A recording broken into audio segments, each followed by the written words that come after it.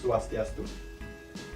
Selamat pagi Ibu dosen yang saya hormati, selamat pagi teman-teman semua, semoga semua dalam keadaan sehat dan berbahagia. Berjumpa lagi dengan saya Iketut Adi Wiguna, NIM 17156444070, absen 12. Pada kesempatan pagi hari ini, saya ingin membahas mengenai soal UTS yang telah dikirimkan melalui Google Classroom terkait mata kuliah Praktikum Akuntansi Keuangan Lanjutan. Baik, langsung saja kita mulai pembahasannya.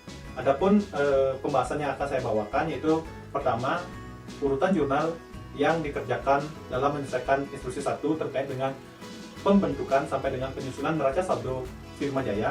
Yang kedua yaitu berkaitan dengan penyesuaian persediaan barang dagangan akhir pada instruksi 2. Yang ketiga yaitu terkait laba kotor penjualan angsuran yang belum direalisasi pada instruksi 2. Yang keempat terkait dengan penyesuaian PPh badan pada instruksi 2.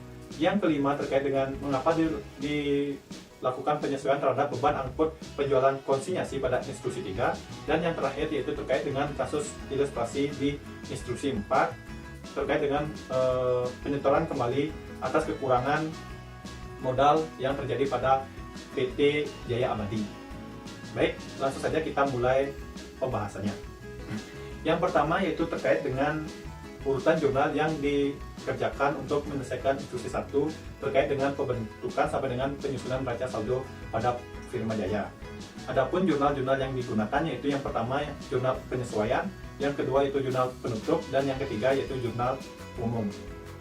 Untuk yang pertama, jurnal penyesuaian dilakukan karena pada tanggal 1 Januari 2016 Tuan Hogi resmi ingin bergabung pada toko elektronik Cahaya, sehingga dalam kesepakatan tersebut toko elektronik Cahaya dirubah menjadi firma Jaya. Nah, dalam kesepakatan tersebut mereka sepakat untuk mengubah laporan posisi keuangan toko elektronik Cahaya, sehingga dibuatlah penyesuaian-penyesuaian dalam jurnal penyesuaian. Nah, nantinya setelah selesai dilakukan penyesuaian-penyesuaian tersebut, kita menyusun neraca saldo setelah disesuaikan toko elektronik Cahaya. Nah, tujuan dilakukan penyesuaian ini agar nantinya toko elektronik Cahaya tersebut dapat ditutup atau diubah ke bentuk badan hukum firma, seperti itu. Nah, setelah selanjutnya jurnal yang kedua yaitu jurnal penutup. Jurnal penutup ini dibuat setelah kita menyusun neraca saldo setelah disesuaikan.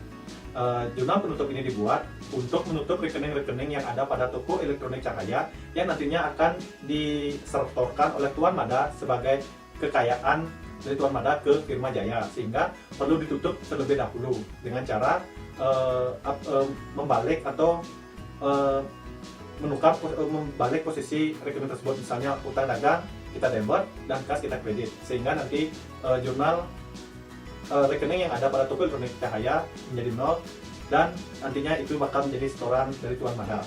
Selanjutnya yang ketiga, apabila toko elektronik Cahaya tersebut atau rekening dari toko elektronik Cahaya tersebut sudah 0, barulah kita membuat pencatatan setoran kekayaan dari masing-masing pemilik firma, di mana dalam instruksi 1 ini yaitu Tuan Mada dan Tuan Hogi. Tuan Mada akan menyerahkan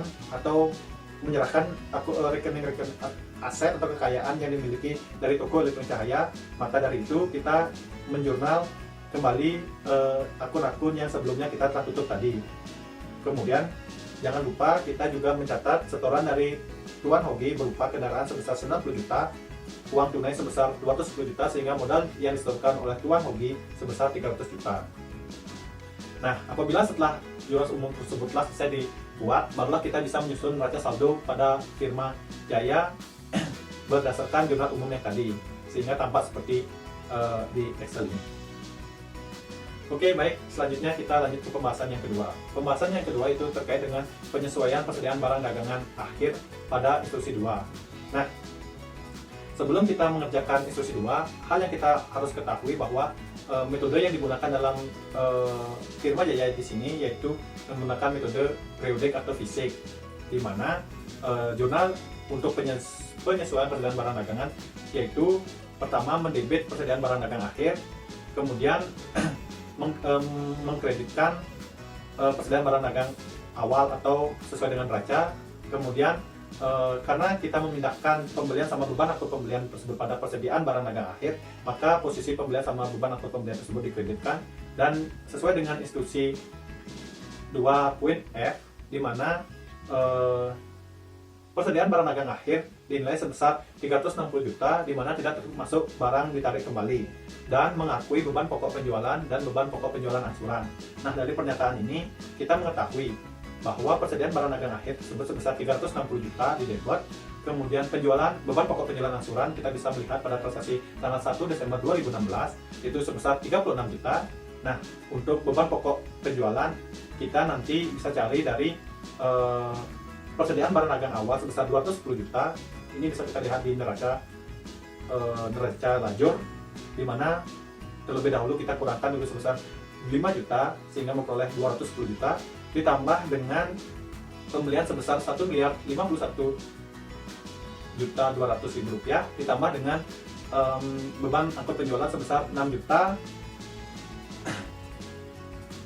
945 ribu rupiah, seperti itu. Kemudian kita kurangkan lagi dengan persediaan barang dagang akhir 360 juta dan dikurang 36 juta atas beban pokok penjualan angsuran, sehingga kita memperoleh beban pokok penjualan sebesar 872 juta 145 ribu rupiah, seperti itu.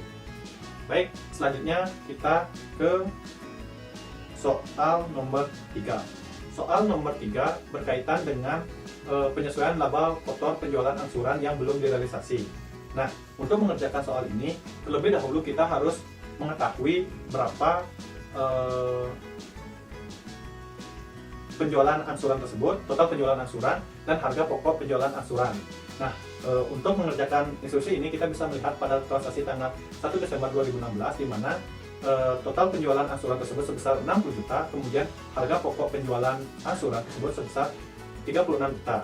Nah, selisih antara total penjualan angsuran dengan harga pokok penjualan angsuran itu dinamakan dengan laba kotor penjualan angsuran yang belum direalisasi, sehingga 60 juta dikurangi 36 juta memperoleh hasil 24 juta. Selanjutnya, untuk merealisasikan laba kotor yang belum direalisasi tersebut, kita bisa menghitung dengan cara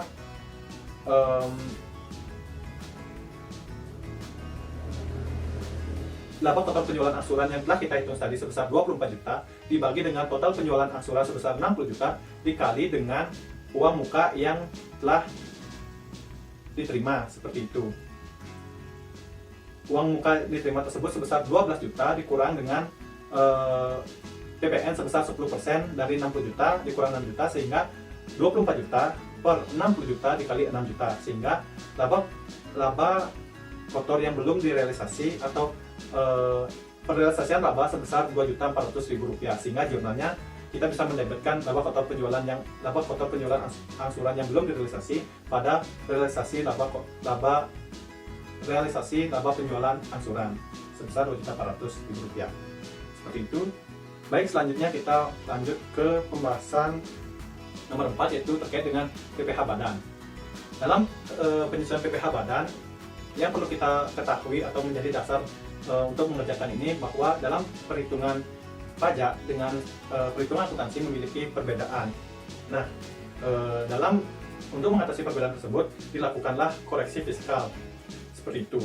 Jadi terkait dengan instruksi 2 di sini diketahui bahwa laba sebelum pajak Firma Jaya yaitu sebesar 402.565.250 rupiah.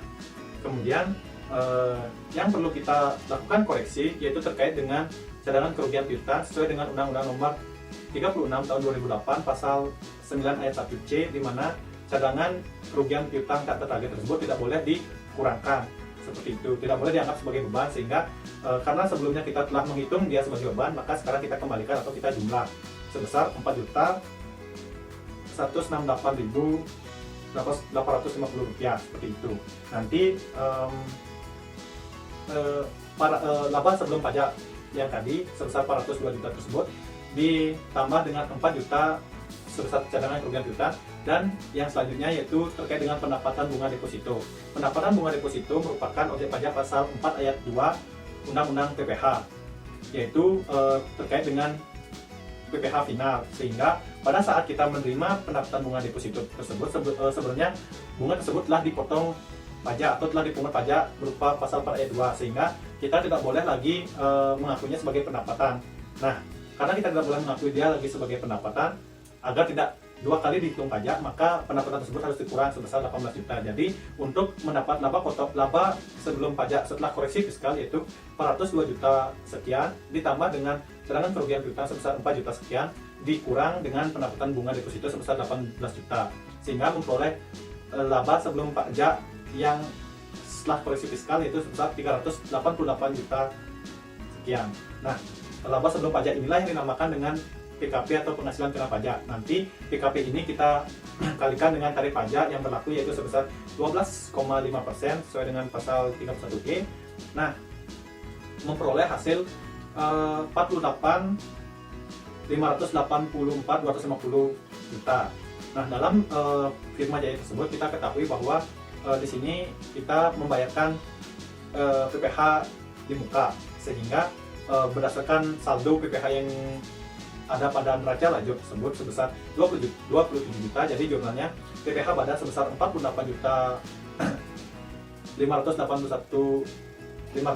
sekian, pada PPh yang dibayar di muka sebesar 27 juta berdasarkan saldo di neraca lajur, dan utang PPh sebesar selisih dari 48 dengan 27 juta tersebut. Baik, selanjutnya kita lanjut ke soal nomor 5. Soal nomor 5 ini berkaitan dengan penyesuaian beban angkut penjualan konsinyasi pada instruksi 3. Untuk menyelesaikan instruksi ini, kita bisa melihat pada tanggal 1 Desember 2017, di mana kita ketahui bahwa beban angkut penjualan konsinyasi sebesar Rp1.050.000 untuk seluruh barang dengan yang akan dialokasikan dengan harga jual relatif. Nah, namun pada tanggal 31 Desember 2017, ternyata tidak semua barang tersebut terjual, namun hanya sebesar Rp45.300.000 dari totalnya Rp52.500.000, sehingga disinilah kita perlu melakukan penyesuaian untuk mencari berapa beban angkut penjualan konsinyasi yang belum dialokasi, seperti itu. Caranya yaitu pertama kita harus mencari terlebih dahulu beban angkut penjualan konsinyasi yang sudah dialokasikan pada barang terjual dengan rumus total barang konsinyasi yang terjual dibagi dengan total barang konsinyasi dikali dengan beban angkut penjualan konsinyasi, yaitu tadi kita hitung bahwa total barang konsinyasi yang terjual sebesar Rp45.300.000 dibagi dengan Rp52.500.000 dikali dengan Rp1.050.000, sehingga memperoleh hasil Rp909.000. Rp909.000 ini merupakan beban angkut penjualan konsinyasi yang sudah dialokasi pada barang yang terjual. Selanjutnya, untuk mencari beban angkut atas penjualan konsinyasi yang belum dialokasi, bisa dengan cara Rp1.050.000 dikurang dengan Rp909.000, sehingga memperoleh Rp144.000. Nah, Rp144.000 inilah yang dinamakan dengan beban angkut penjualan konsinyasi yang belum dialokasi. Jadi kita bisa menjurnal dengan mendebet beban angkut penjualan yang ditangguhkan pada beban angkut penjualan sebesar Rp144.000, seperti itu.